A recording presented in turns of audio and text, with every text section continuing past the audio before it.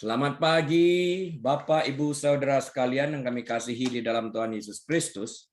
Selamat berjumpa kembali dengan saya, Harry Lee, Gembala Sidang Restoration Christian Church di Los Angeles. Hari ini, hari Minggu, tanggal 24 Oktober tahun 2021, dan kita akan membahas pagi hari ini efek lidah yang akan kita ambil dari Kitab Yakobus, pasal yang ketiga, ayat 5 dan yang ke-6. Mari kita berdoa terlebih dahulu. Bapa Surgawi, terima kasih untuk kebenaran firman-Mu. Kebenaran firman-Mu adalah ya dan amin. Dan kebenaran firman-Mu pasti memerdekakan kami. Setiap daripada kami yang menerima dengan hati terbuka. Terima kasih ya Bapa. Berbicaralah kepada kami. Kami siap menerima kebenaran firman-Mu. Kami bukakan pintu hati kami untuk menerima sabda-Mu yang kudus. Biarlah setiap benih firman-Mu yang ditaburkan boleh jatuh di tanah yang subur, sehingga dapat menghasilkan buah 30 kali, 60 kali, bahkan 100 kali ganda sesuai kebenaran firman-Mu, yang pasti memerdekakan kami. Terima kasih Bapa, kami sambut firman-Mu dengan hati penuh dengan ucapan syukur dan terima kasih di dalam nama Tuhan kami, Yesus Kristus. Haleluya. Amin. Amin dan amin. Baik, Bapak Ibu Saudara sekalian, mari kita buka Alkitab kita kepada Kitab Yakobus, pasal yang ketiga, ayat 5 dan 6. Akan saya bacakan bagi kita sekalian. Demikianlah juga lidah. Walaupun suatu anggota kecil dari tubuh, namun dapat memegahkan perkara-perkara yang besar. Lihatlah, betapapun kecilnya api, ia dapat membakar hutan yang besar. Ayat 6. Lidah pun adalah api. Ia merupakan suatu dunia kejahatan dan mengambil tempat di antara anggota-anggota tubuh kita sebagai sesuatu yang dapat menodai seluruh tubuh dan menyalakan roda kehidupan kita. Sedang ia sendiri dinyalakan oleh api neraka.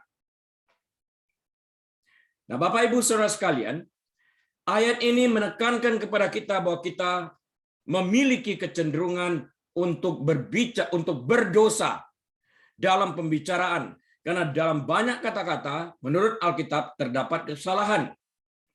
Dosa yang dapat dengan mudah kita lakukan dengan lidah adalah berbicara dengan melebih-lebihkan. Kata-kata kasar yang tidak ramah karena dapat melukai orang yang mendengarnya, memberikan pengajaran-pengajaran palsu, membual, dan lain-lain sebagainya. Sebagai orang percaya, kita memiliki Roh Kudus yang akan membimbing kita untuk menawan segala pikiran dan menaklukkan kepada Kristus sesuai dengan 2 Korintus pasal yang ke-10, ayat yang ke-5. Karena kecenderungan kita untuk berdosa dengan lidah, Yakobus menasihati setiap orang agar cepat untuk mendengar, tetapi lambat untuk berkata-kata dan juga lambat untuk marah, seperti yang tertulis dalam Yakobus 1 ayat yang ke-19. Dengan cepat mendengar dan lambat berkata-kata, kita sedikit sekali menggunakan kata-kata kita di dalam berbicara, karena kita lambat berbicara. Dengan demikian kita menghindari diri kita daripada berbuat salah di dalam hal ini. Nasihat yang diberikan Salomo, orang yang paling berhikmat pada zamannya, seperti yang tertulis dalam Amsal 10 ayat yang ke-19 adalah, di dalam banyak bicara pasti ada pelanggaran.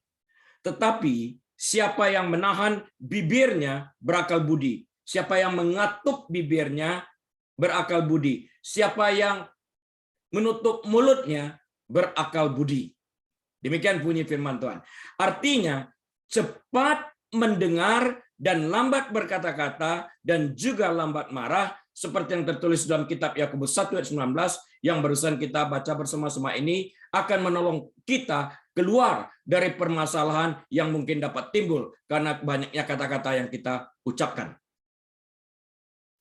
Lidah memiliki kuasa untuk melantunkan pujian kepada Tuhan, menghibur, membawa harapan, menyegarkan hati yang mendengarkan serta menghidupkan keinginan yang sudah redup.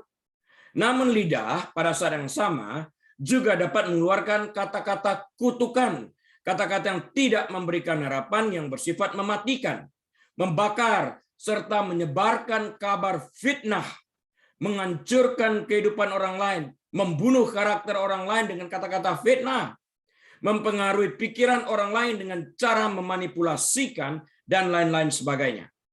Semuanya tergantung kepada si pemilik lidah, bagaimana mereka menggunakan lidah mereka.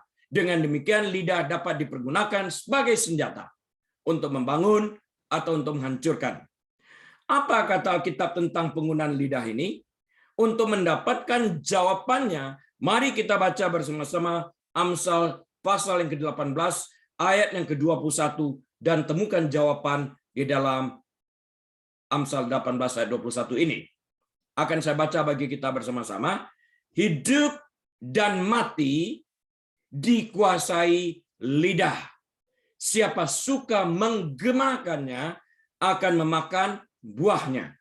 Pengertian ayat ini secara sederhana adalah miliki kemampuan untuk mengekang lidah, tutup mulut, agar tidak terjebak dalam bencana. Itu artinya. Benarkah hidup dan mati dikuasai lidah? Mari kita selidiki selanjutnya apa yang dikatakan Alkitab tentang ini. Barusan kita baca dalam Amsal 18 ayat 21. Hidup dan mati dikuasai lidah. Apakah benar demikian? Lidah digunakan di seluruh kitab suci, baik secara literal maupun metaforis. Terutama dalam kitab Mazmur, kitab Amsal, dan dalam kitab Yakobus. Yakobus ini yang menulis ini dalam Alkitab adalah saudara Tuhan Yesus, bukan rasul. Walaupun Yakobus saudara Tuhan Yesus ini juga menjadi rasul nantinya. Lidah adalah suatu anggota kecil dari tubuh. Tertulis dalam Yakobus pasal yang ketiga, ayat yang kelima. Namun Amsal 18 ayat 21 mengatakan hidup dan mati dikuasai oleh lidah. Ini berlaku bagi kita yang sedang berbicara tentang kehidupan dan kematian, baik dari sisi rohani, fisik, maupun emosional melalui lidah ini. Pertama, kita harus ingat bahwa kata lidah seringkali mengacu pada kata yang diucapkan.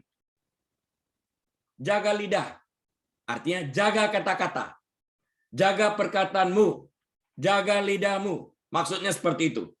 Ini adalah jenis kiasan khusus yang disebut sebagai metonimi. Metonimi, di mana satu kata mewakili kata lain yang terkait erat. Contoh umum metonimi terlihat dalam kalimat ini. Ini contoh metonimi, saya beri contoh ya. Gedung Putih mengeluarkan pernyataan. Tentu saja gedung putih yang dimaksud bukanlah sebuah bangunan. Karena sebuah bangunan tidak dapat mengeluarkan pernyataan. Yang dimaksud adalah gedung putih yang mengacu pada Presiden Amerika Serikat yang tinggal di sana. Jadi kalau dikatakan gedung putih mengeluarkan pernyataan, artinya Presiden Amerika Serikat mengeluarkan pernyataan. Dan ini disebut sebagai metonimi. Dengan cara yang sama, ketika Amsal pasal yang ke-15 ayat yang keempat mengatakan, lidah lembut adalah pohon kehidupan, tetapi lidah curang melukai hati. Lidah adalah sebuah metonimi. Jelas, lidah dalam arti daging, lidah dalam arti daging, yaitu arti harfiahnya, tidak dapat menghancurkan semangat manusia.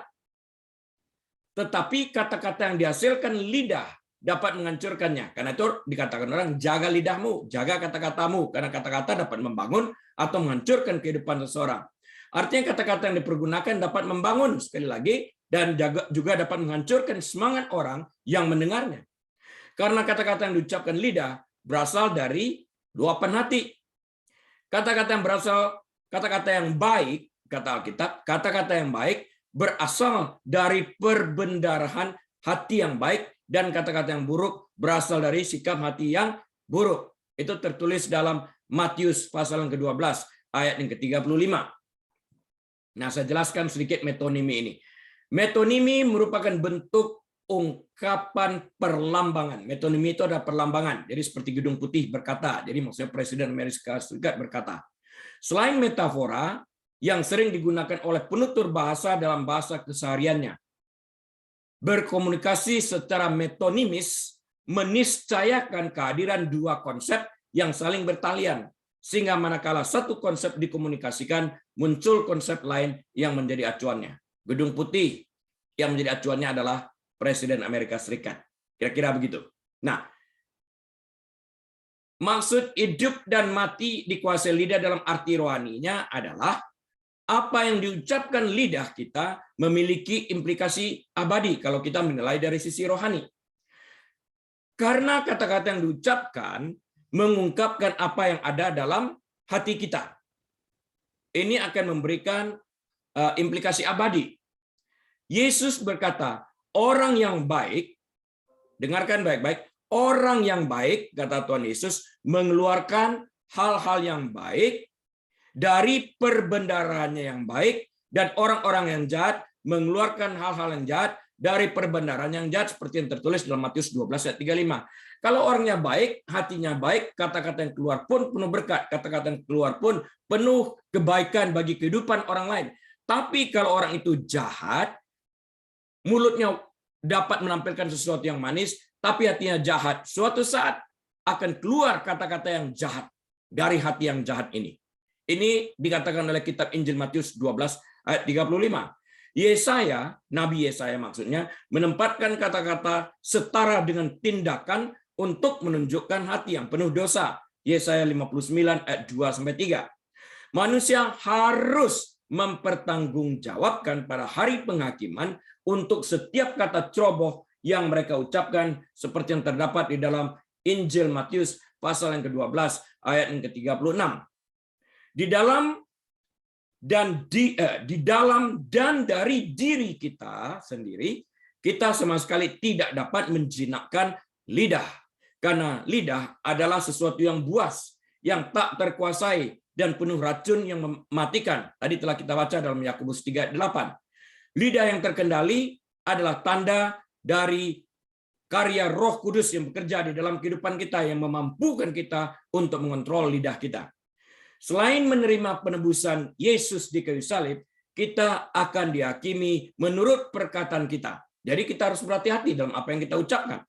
Karena menurut ucapanmu engkau akan dibenarkan, dan menurut ucapanmu pula engkau akan dihukum. Matius 12 ayat 37. Jadi benar atau salahnya tergantung dari apa yang kita ucapkan, karena apa yang kita ucapkan itu berasal dari luapan hati. Nah, bagaimana efek daripada lidah ini terhadap fisik? Untuk memahami Amsal 18 ayat 21 secara harfiah, bahwa lidah dapat menyebabkan hidup dan mati secara fisik, kita tidak perlu bermain dengan imajinasi kita. Kata-kata menciptakan tindakan, baik dan buruk. Seorang hakim atau juri misalnya, hanya dengan mengucapkan sepatah kata saja dapat menyebabkan seseorang mendapatkan hukuman mati, atau tetap hidup namun menjalani tahanan seumur hidup, atau tahanan dalam masa waktu yang telah ditentukan oleh hakim tersebut. Maka itu, kalau ingat seorang serdadu Romawi mengatakan, berkatalah sepatah kata saja ya Tuhan, niscaya hambaku akan sembuh. Kata-kata itu demikian powerfulnya, dapat membangun dan dapat meruntuhkan. Yesus mengucapkan, jangan pernah engkau berbuah lagi. Ia berkata kepada pohon arah. Pohon arah itu segera kering, dan itu diamati oleh para muridnya keesokan harinya. Nah, kata dapat membangun, jadilah engkau sembuh. Tapi kata dapat juga menghancurkan. Harus kita perhatikan kedua hal ini, sehingga kita pun berhati-hati di dalam berkata-kata. Kata-kata sering menyelamatkan nyawa orang. Contohnya, seorang dokter menyarankan operasi. Seorang ahli cuaca mengeluarkan peringatan akan datangnya tornado. Seorang konselor memberikan harapan kepada orang yang ingin bunuh diri. Nah, kata-kata ini membangun ini, memberikan harapan, membawa pengharapan. Marilah kepadaku, hai kamu yang letih lesu dan beban berat, aku akan memberikan kelegaan kepadamu. Ini kata-kata penghiburan yang membawa kelegaan kepada orang. Sebaliknya, kata-kata juga bisa membunuh. Pembunuhan seringkali dimulai karena argumen atau kebencian yang diungkapkan secara verbal. timbul sakit hati, kemarahan, dan pembunuhan. Dalam arti menimbulkan tindakan, maka lidah memang memiliki kekuatan hidup dan mati. Karena itu kita harus berhati-hati dalam mengungkapkan sesuatu, termasuk apa yang kita ungkapkan dalam pikiran kita bagi diri kita sendiri. Kalau kita tidak cepat bertobat, menukarkan kembali pola pikir tersebut dengan sesuatu yang benar yang berasal daripada Alkitab, cepat atau lambat kita akan melakukan apa yang kita simpan di dalam alam pikiran kita yang terkubur dalam alam bawah sadar. Nah, orang Amerika mengatakan slip of tongue, keseleo lidah. Apa benar demikian? Tidak sama sekali. Kita pernah memikirkan sesuatu tersebut seperti itu, entah berapa tahun yang lalu, entah beberapa waktu yang lalu, dan kita tidak bertobat tapi menyimpannya di dalam alam bawah sadar, dan suatu saat itu keluar kembali. Hidup dan mati ini tergantung daripada perkataan yang kita ucapkan, membangun atau meruntuhkan, tergantung daripada perkataan yang kita ucapkan. Karena itu harus berhati-hati dan kita harus memilih kata-kata yang akan kita ucapkan. Berhenti sejenak sebelum berkata-kata. Dan pengaruh lidah ini juga berdampak kepada emosional. Emosi sangat mempengaruhi, namun rentan terhadap cedera. Yakobus menggambarkan lidah sebagai api, seperti yang tertulis dalam Yakobus pasal yang ketiga ayat yang ke-6. Dan siapa yang tidak terbakar olehnya? Dia bertanya. Amsal 15 ayat 4 menggambarkan lidah yang menyembuhkan sebagai pohon kehidupan. Jadi bisa melambangkan sebagai api, membakar, menghanguskan, dapat melambangkan sebagai untuk menyembuhkan, dilambangkan sebagai pohon kehidupan. Sekalipun kasih adalah sebuah tindakan, namun kasih juga disertai dengan kata-kata dorongan yang menggambarkan kasih itu sendiri. I love you misalnya, demikian ya. Aku sayang kamu, kamu bagus, dan sebagainya itu. Kata-kata dorongan. Begitu juga dengan keputusasaan. Amsal 12 ayat 18 mengatakan, ada orang yang lancang mulutnya seperti apa? Tikaman pedang. Tetapi lidah orang bijak mendatangkan kesembuhan. Nah, ini ada mulut orang yang lancang seperti tikaman pedang. Pedang di sini adalah metonimi yang saya katakan tadi, kayak gedung putih. Lambang sebetulnya, tajam seperti pedang, menusuk hati orang, kata-kata itu. Kata-kata yang diucapkan tanpa pertimbangan, tanpa dipikirkan terlebih dahulu, dapat melukai seseorang secara emosional. Dan luka ini dapat berbekas dalam. Apa yang kita katakan bisa berdampak besar pada orang lain. Nah, dari apa yang telah kita pelajari sejauh ini, buat sementara ini saya dapat simpulkan seperti ini. Tuhan membuat kita menjadi makhluk yang ekspresif. Jadi kita bisa saja tersesat dengan pengertian kita sendiri tanpa komunikasi. Artinya, jika ada sesuatu yang tidak jelas, maka harus dikomunikasikan untuk menghindari salah pengertian. Harus dikomunikasikan. Itulah bentuk daripada ekspresif itu tadi. Kita harus mengekspresikan. Mungkinkah aku mengerti dengan cara begini, atau aku yang salah mengerti? Bagaimana maksudmu pada saat engkau menggunakan kata-kata tersebut? Perlu diingat, sekalipun ada orang yang tidak dapat mengekspresikan apa yang terdapat dalam hatinya melalui lidahnya, karena ia adalah seorang penderita tunarungu, bisu tuli, namun ia dapat berkomunikasi dengan bahasa isyarat, sign language, dapat dipergunakan untuk mengekspresikan emosinya. Memang, pemberitaan firman memiliki implikasi yang sangat besar, terutama sebagai sarana untuk membagikan Injil seperti yang tertulis dalam kitab Roma pasal yang ke-10 ayat yang ke-14. Oleh karena itu, kita diperintahkan untuk mengendalikan lidah seperti yang tertulis dalam Mazmur 34 ayat yang ke-14. Jagalah lidahmu terhadap yang jahat dan bibirmu terhadap ucapan-ucapan yang menipu. Jadi perhatikan benar-benar. Pikirkan terlebih dahulu. Berhenti sejenak. Jangan berbicara tanpa pertimbangan. Itu maksudnya. Perkataan yang keluar dari mulut orang Kristen harus secara konsisten menghormati Tuhan.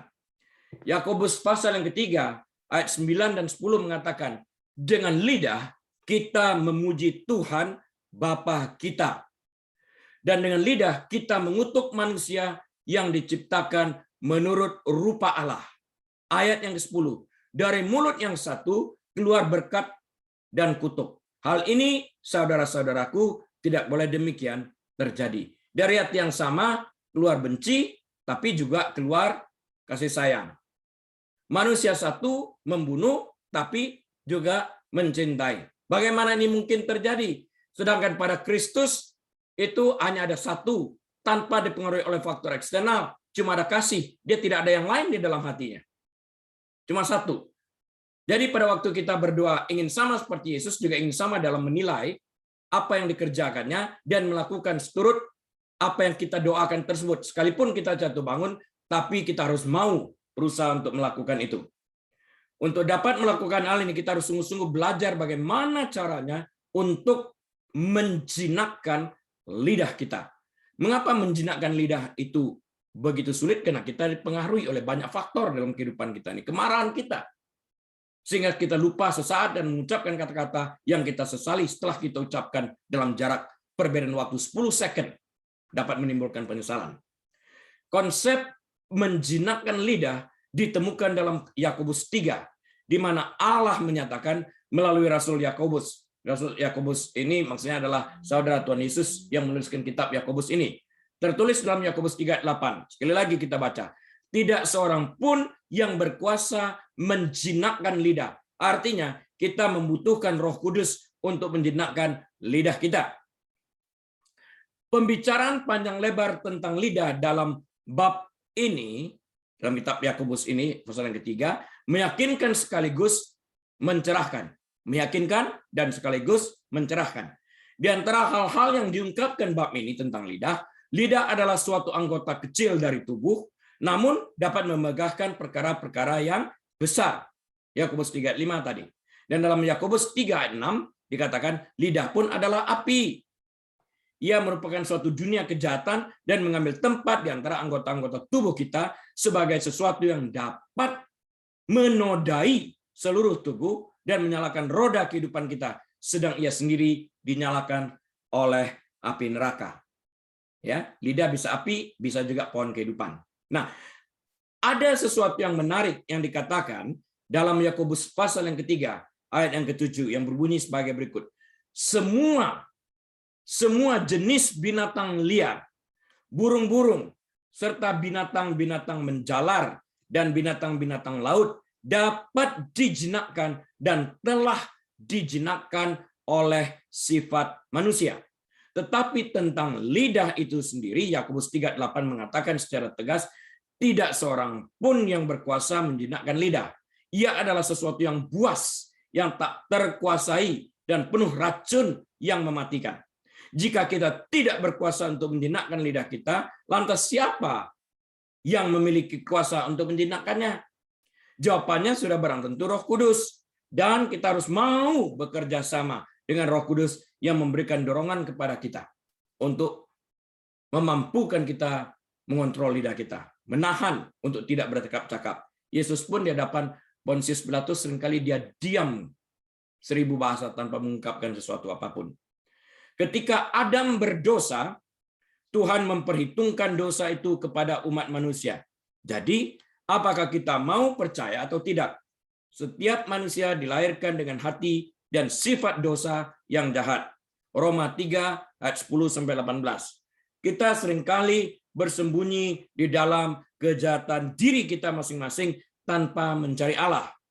Kejahatan kita ini dinyatakan dalam berbagai tingkat kebencian, kepahitan, kecemburuan, dan kesombongan. Dan lidah memegang peranan penting dalam hal ini, dan di dalam diri kita terdapat kecenderungan merusak lain-lainnya. Seringkali kecenderungan merusak yang terdapat dalam diri kita mendapatkan dorongan dari setan.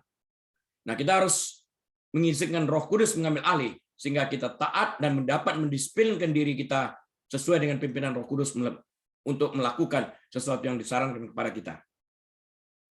Kita melihat hal ini setiap hari di antara orang-orang yang tidak kita kenal. Kita lihat setiap hari di antara orang-orang yang tidak kita kenal, di antara teman kita, saudara sekandung, dan yang terburuk di antara suami dan istri. Orang-orang yang di samping kasih mereka kepada Tuhan Yesus, artinya mereka mengenal dan telah mencicipi kasih Kristus itu sendiri, seharusnya memiliki kasih yang paling besar yang dapat disalurkan antara satu sama lain. Efesus 5 ayat 22 sampai 23. Namun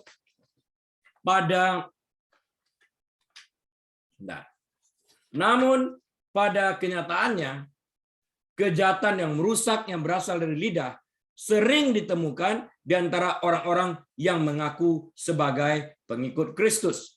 Lalu, apa yang harus dilakukan untuk menjinakkan lidah? Jika Tuhan telah mengatakan bahwa tidak seorang pun, saya ulangi, tidak seorang pun berkuasa menjinakkan lidah. Bagaimana kita bisa mulai melakukannya? Kalau dikatakan tidak seorang pun bisa menjinakkan lidah, lantas bagaimana kita memulai usaha kita, inisiatif kita untuk menjinakkan lidah kita? Sementara banyak orang telah berhasil berhenti merokok atau minum minuman keras dengan kekuatan kehendak manusia, masalah hati dan lidah tidak dapat diselesaikan dengan kekuatan kehendak manusia. Dibutuhkan kuasa Kristus yang telah bangkit di dalam diri kita untuk mengendalikan lidah. Dan kuasa itu hanya tersedia bagi mereka yang menyerahkan hidup mereka kepada Yesus Kristus ini. Seperti yang tertulis dalam Roma 8 ayat 10-14. Seperti banyak hal dalam hidup, bagi manusia hal ini tidak mungkin. Tapi bagi Allah segala sesuatu mungkin. Seperti yang tertulis dalam Matius 19 ayat 26. Hanya ada satu yang bisa mengendalikan lidah. Hanya dengan Roh Allah yang hidup di dalam diri kita, kita dapat berharap untuk dapat menguasai lidah kita. Dia, yaitu Roh Kudus, menginsafkan kita ketika kita berbuat dosa dengan bibir kita. Dan keyakinan itu mendorong kita untuk bertobat dan berdoa agar lebih lagi dipenuhi Roh Kudus, sehingga kita dapat menghindari dosa lebih lanjut. Saat kita berpegang teguh padanya dan berserah kepadanya dalam ketaatan, dia semakin mengendalikan kita, termasuk lidah kita. Namun demikian, kita juga ikut bertanggung jawab dalam mengambil bagian untuk mendisiplinkan diri kita, agar kita secara konsisten dan persisten dapat melakukan segala sesuatu yang berkaitan dengan pengontrolan lidah ini sesuai petunjuk dan bimbingan Roh Kudus. Apa artinya lidah orang bijak mendatangkan kesembuhan? Amsal 12 ayat 18. Apa artinya? Orang menghabiskan banyak waktu, energi, dan uang untuk mencari cara untuk meningkatkan kesehatan dan kesejahteraan. Satu teknik yang mungkin mereka abaikan ditemukan dalam Alkitab. Ada orang yang lancang, mulutnya seperti tikaman pedang, tetapi lidah orang bijak mendatangkan kesembuhan. Seperti yang tertulis dalam Amsal 12 ayat 18. Sedangkan Amsal 18 ayat 21, hidup dan mati dikuasai lidah. Siapa suka mengemakannya akan memakan buahnya. Interesting antara dua ayat ini. Ternyata lidah memegang peranan penting dalam hidup keseharian kita. Lidah merupakan senjata ampuh untuk membawa damai serta mendatangkan kesembuhan. Namun lidah juga merupakan senjata ampuh untuk memecah belah, menimbulkan permusuhan, sakit hati, putus harapan, dan menimbulkan penyakit yang dapat membawa kepada kematian. Termasuk dengan perkataan-perkataan yang dapat menimbulkan depresi pada orang lain, karena jiwanya menjadi tertekan melalui perkataan yang kita ucapkan. Memilih kata-kata yang akan diucapkan sangat penting. Artinya, kita harus berhenti sejenak untuk berpikir sebelum mempergunakan lidah kita untuk berkata-kata. Hal ini penting agar perkataan kita dapat membawa damai dan kesembuhan bagi yang menerimanya, dan bukan seperti pedang yang dapat meninggalkan goresan yang dalam bagi telinga yang mendengarnya. Beberapa orang kurang peka dalam memilih kata-kata yang akan mereka pergunakan dalam berkomunikasi, sehingga dapat menusuk telinga dan hati pendengarnya, bagaikan sebilah pedang yang tajam yang mungkin dapat menimbulkan luka emosi dalam jangka waktu yang sangat panjang. Dalam antitesis langsung, jadi dalam gambaran lainnya, orang bijak memilih kata-kata yang membawa kesembuhan bagi orang lain. Bentuk ringkas dari Amsal ini mungkin mengatakan, kalau boleh kita ringkas, dia akan mengatakan seperti ini. Kata-kata yang gegabah tanpa pemikiran, tanpa pertimbangan, menyakitkan. Tetapi kata-kata bijak menyembuhkan. Kalau boleh kita singkatkan seperti itu. Ada racun mematikan dalam kata-kata yang diucapkan tanpa berpikir. Dan ada kekuatan penyembuhan dalam kata-kata yang dipilih dengan bijaksana. Memilih kata-kata ini penting. Ini Salomo orang bijak yang mengatakan kepada kita ini. Kata-kata yang tepat adalah seperti ojak. Kata-kata yang tepat adalah seperti obat mujarab yang dapat menyembuhkan seseorang. Seperti setetes embun di kala dahaga. Bahasa lainnya. Lidah lembut adalah pohon kehidupan, memberikan kehidupan, pengharapan. Tetapi lidah curang melukai hati. Amsal 15 ayat 4. Untuk menggunakan metafora, Amsal 12 ayat 18 yang kita baca tadi, yaitu ada orang lancang mulutnya seperti tikanan pedang, tapi lidah orang bijak mendatangkan kesembuhan. Jadi jika kita menggunakan metafora, dari Amsal 12 ayat 18 ini, beberapa orang menggunakan kata-kata seperti pedang. Jadi kalau mau menggambarkan, ada yang mengatakan sebagai pedang untuk melukai, menyinggung, merusak, menghancurkan nama baik, serta reputasi. Jadi kata-kata itu dilambangkan sebagai pedang oleh mereka karena menghancurkan, membunuh, mematikan, melukai. Itulah kata-kata orang yang sembrono yang diucapkan tanpa berpikir, tanpa mempertimbangkannya. Sebaliknya lidah orang bijak yang kata-katanya bermanfaat, membawa kenyamanan, kesejukan, kebijaksanaan, kedamaian, kesehatan, dan manfaat bagi orang lain. Karena membawa harapan. Bahkan ketika membawa teguran, lidah orang bijak adalah penyembuh. Kalau itu diterima dengan baik bagi si pendengarnya. Meskipun merupakan instrumen kecil, lidah memiliki kekuatan yang luar biasa untuk menghasilkan sesuatu yang baik, yang mendatangkan manfaat bagi yang mendengar. Namun lidah juga dapat menghasilkan sesuatu yang bersifat jahat, yang dapat menghancurkan, bahkan mematikan orang yang mendengarnya. Yakobus menggambarkan bahaya yang dapat timbul terhadap diri kita sendiri dan orang lain dengan kata-kata lisan kita, kata-kata verbal kita, kata-kata yang kita sampaikan. Yakobus pasal yang ketiga, ayat 5-10. Saya bacakan bagi kita sekalian.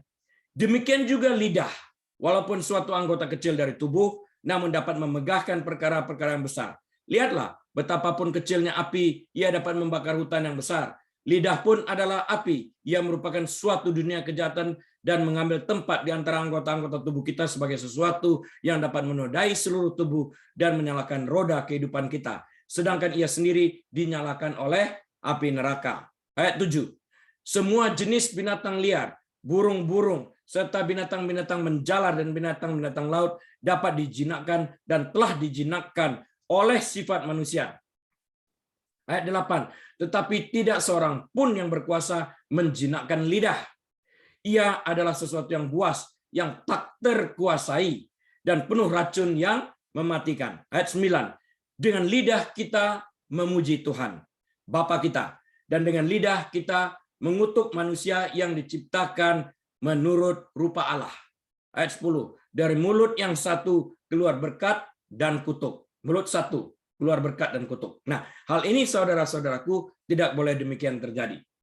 Ketika Yakobus dalam Yakobus pasal yang 3:8 berkata, tapi tidak seorang pun yang berkuasa menjinakkan lidah, dia tidak menyiratkan bahwa tidak ada harapan bagi kita dan bahwa orang Kristen harus menyerah, mencoba mengendalikan ucapan mereka. Dia tidak bermaksud mengatakan, ya udah pasrah aja lah, menyerah aja, nggak usah lakukan apa-apa. Tidak seperti itu. Sebaliknya, Yakobus sedang mengajarkan perlunya bantuan ilahi. Kalau kita tidak bisa, kita butuh sesuatu yang lain yang bisa membantu kita melakukan, mengontrol ini. Yang sesuatu itu adalah sesuatu yang ilahi. Allah Roh Kudus. Tak seorang pun memiliki kuasa di dalam dirinya sendiri tanpa kasih karunia Allah untuk menguasai lidahnya dan menjaganya agar tetap selaras. Bahkan ketika seseorang berpikir dan merasa bahwa ia dapat mengontrol lidahnya, ia bahkan sering kali membiarkan kata-kata yang tidak bijaksana atau menyakitkan keluar begitu saja. Lidahnya benar-benar susah diatur. Meskipun sulit, menjinakkan lidah adalah keharusan.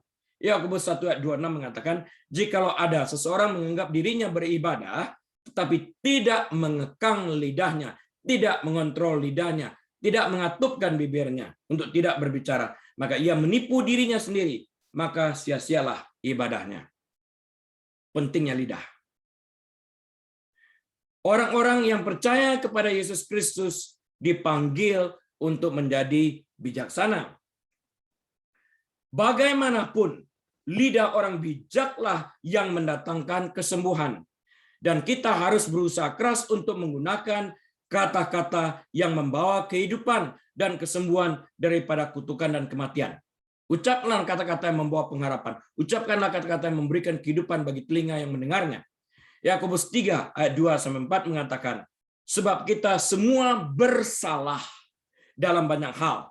Barang siapa tidak bersalah dalam perkataannya, kalau tidak ada yang pernah selip mengucapkan kata-kata yang salah menyinggung orang lain, ia adalah orang sempurna yang dapat juga mengendalikan seluruh tubuhnya. Ayat 3, kita mengenakan kekang pada mulut kuda, sehingga ia menuruti kehendak kita. Dengan jalan demikian kita dapat juga mengendalikan seluruh tubuhnya.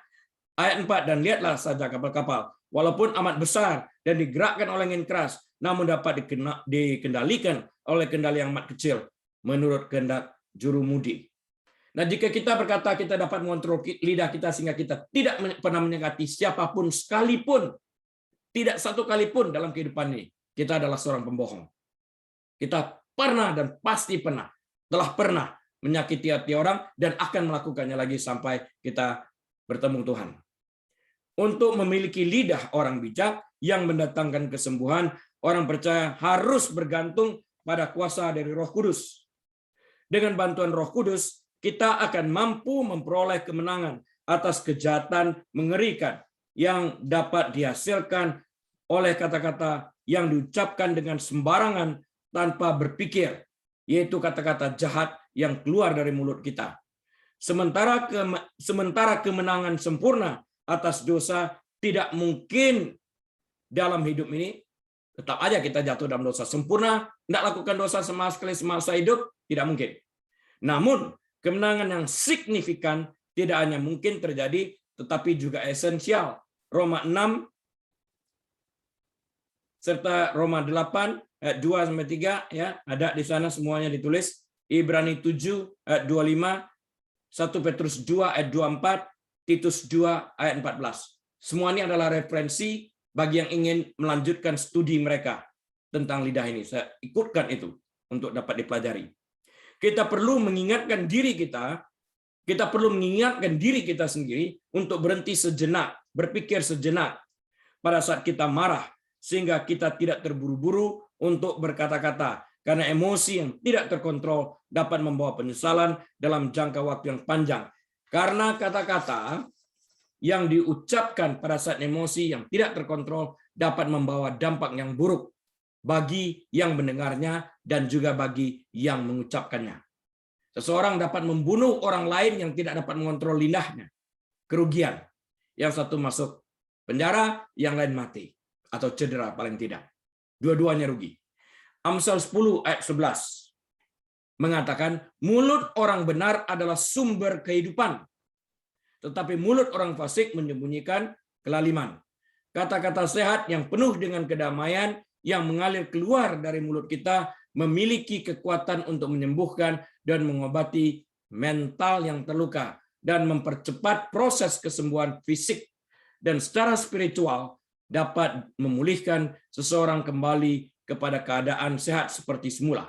Lidah orang bijak membawa kesembuhan ketika umat Allah mengucapkan kata-kata yang memberi kehidupan, membangun, penuh kasih, bermanfaat, dan memberikan rasa nyaman ketika diucapkan tepat saat.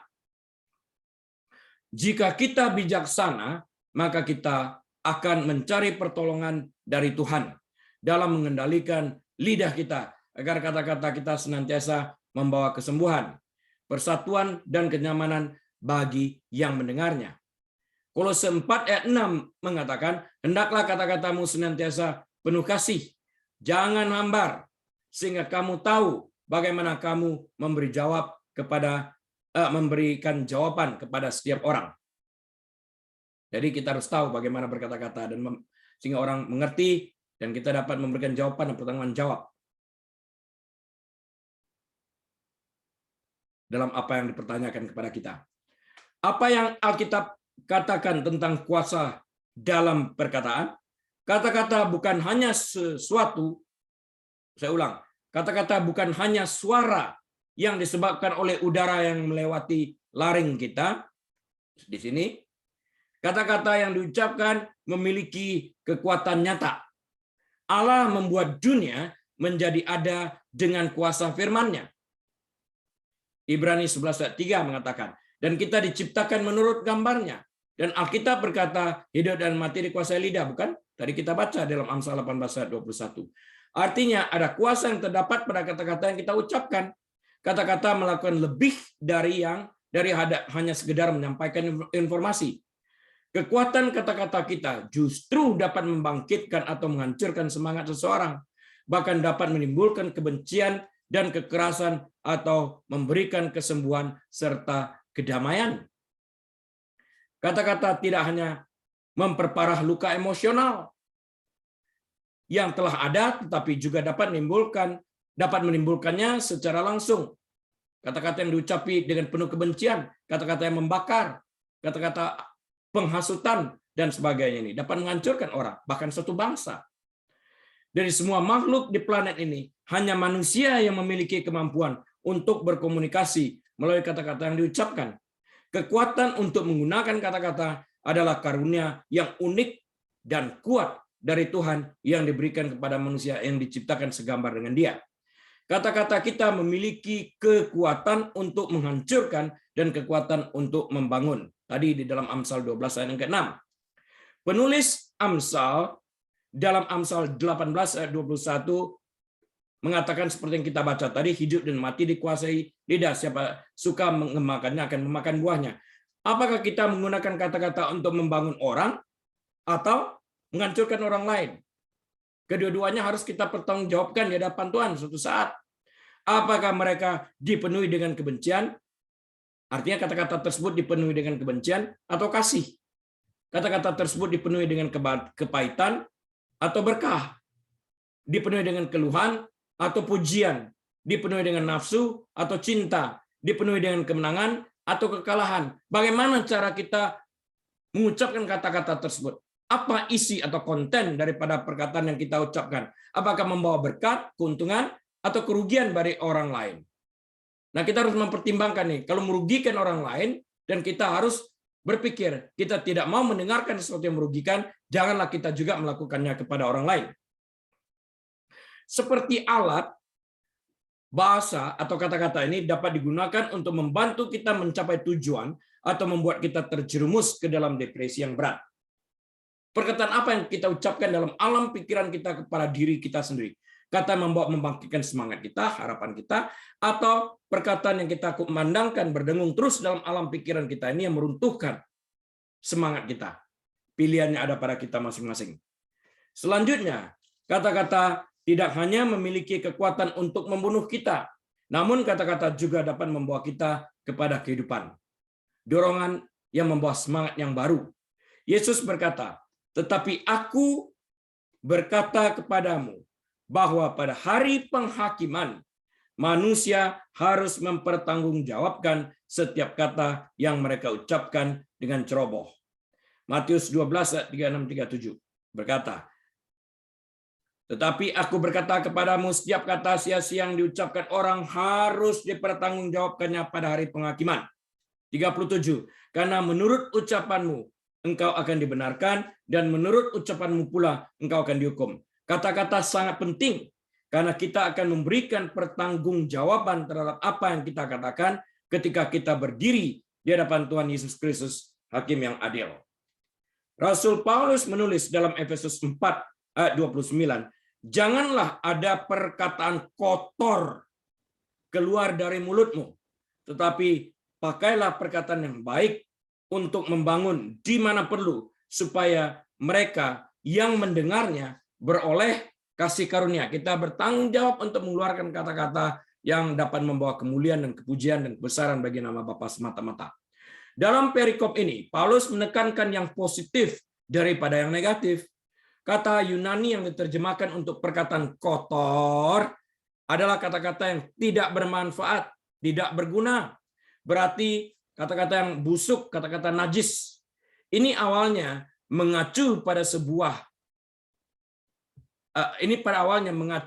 pada buah dan sayuran yang busuk. Menjadi seperti Kristus berarti kita tidak menggunakan bahasa kotor, najis.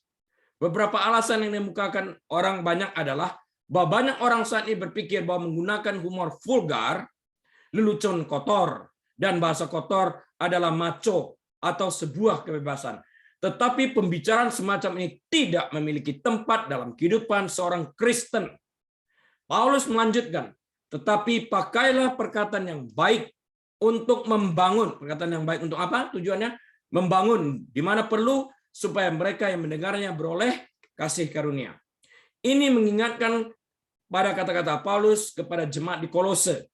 Hendaklah kata-katamu senantiasa penuh kasih. Jangan hambar. Seperti kamu tahu bagaimana kamu harus memberi jawab kepada setiap orang. Kolose 4 ayat 6 tadi. Nah, ada paralel yang luar biasa antara Efesus 4 ayat 25. Efesus 4:25 berbicara tentang dusta. Efesus 4 ayat 28 berbicara tentang mencuri. Efesus 4:29 berbicara tentang perkataan kotor. Jadi dusta, mencuri, perkataan kotor. Dalam setiap kasus ini, Paulus mendesak kita untuk menjadi berkat bagi mereka yang berhubungan dengan kita setiap hari. Jangan berkata dusta artinya, jangan mencuri, jangan berkata atau memakai perkataan kotor, perkataan najis, dan sebagainya ini. Paulus menekankan bahwa hanya menahan diri dari berbohong, mencuri, atau berkata kotor tidaklah cukup. Tidak cukup katanya. Yang benar adalah bahwa kekristenan itu bukan sekedar agama jangan. Artinya, jangan lakukan ini, jangan lakukan itu. Bukan seperti itu kekristenan. Kepada kita diberikan kebebasan. Kita bebas untuk memilih tidak melakukan kebohongan, tidak melakukan kata-kata dusta, atau kata-kata ceroboh yang dapat menghancurkan orang. Kebebasan untuk tidak melakukan itu, tapi kebebasan untuk memuji Tuhan. Kebebasan untuk memberikan kata-kata positif yang bersifat membangun. Jadi kekristenan itu adalah hubungan yang dibangun atas dasar kasih, di mana hubungan yang berlandaskan kasih ini dimulai oleh Bapa Surgawi, seperti yang tertulis dalam Yohanes 3:16 ini. Sebagai pengikut Kristus, kita harus meniru teladan Yesus Kristus yang kata-katanya begitu penuh kasih, penuh pengharapan. Ada kasih karunia dalam kata-kata itu, sehingga orang banyak membenarkan Dia dan mereka heran dalam arti takjub akan kata-kata indah yang diucapkan Yesus ini, seperti yang tertulis dalam Lukas pasal yang keempat ayat yang ke-22. Yesus mengingatkan kita bahwa kata-kata yang kita ucapkan sebenarnya adalah luapan hati kita. Matius 12 ayat 34 dan 35. Ketika seseorang menjadi seorang Kristen, Roh Kudus yang hidup dalam kehidupannya akan memberikan dorongan agar terjadi perubahan dalam mempergunakan kata-kata. Kata-kata kotor dan penuh kutukan akan berubah menjadi kata-kata yang baik, yang mempermuliakan Allah dan berkenan di hadapan Allah, karena sejak saat ia menjadi seorang Kristen, Kristus hidup dalam hidupnya, dan hal inilah yang membuat perubahan besar dalam mempergunakan kata-kata dalam kehidupan sehari-harinya, dengan syarat dia mau bekerja sama dengan Roh Kudus yang mengingatkan kepada dia, dan dia mau mempraktekkan seperti yang disarankan oleh Kudus yang muncul di dalam hatinya secara konsisten dan secara persisten. Dengan demikian dia terus-menerus membuat perubahan yang menuju ke arah kemuliaan Tuhan ini. Mulut orang berdosa penuh dengan kutukan dan kepahitan. Roma 3:14. Tetapi ketika kita menyerahkan hidup kita kepada Kristus, kita dengan senang hati mengakui bahwa Yesus adalah Tuhan. Roma 10 ayat 9-10. Sebagai orang berdosa yang dihukum, mulut kita dibungkam di hadapan tahta Allah. Roma 3 ayat 19. Tetapi sebagai orang percaya, mulut kita terbuka untuk memuji dan memuliakan Allah. Roma 15 ayat yang ke-6. Orang Kristen adalah mereka yang hatinya telah diubahkan oleh kuasa Tuhan. Perubahan yang nyata tercermin dalam kata-kata kita.